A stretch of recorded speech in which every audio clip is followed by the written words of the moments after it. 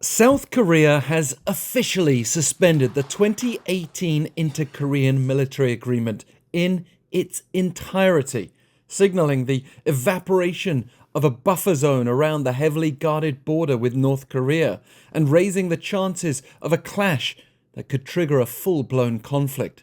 The move to fully suspend the 2018 deal was confirmed at a cabinet meeting in Seoul Tuesday, in line with the Presidential National Security Council's decision a day earlier. After the motion was approved by the cabinet, it was sent to President Yoon Suk-yeol for his signature.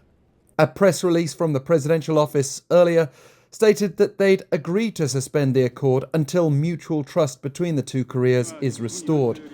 And that followed a nearly week-long campaign by North Korea to send tons of trash to South Korea via balloons, as well as jamming GPS signals in the border area. The 2018 agreement was signed when then South Korean President Moon Jae-in travelled to Pyongyang for summit talks with North Korean leader Kim Jong-un. The deal was seen as a step towards lasting peace between the Koreas, creating land and maritime buffer zones. Seoul had already suspended part of the 2018 agreement, removing no-fly zones along the border in response to North Korea successfully launching its first military spy satellite last year.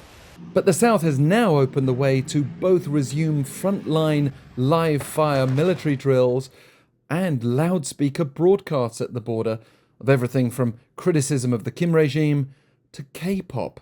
And they are loud.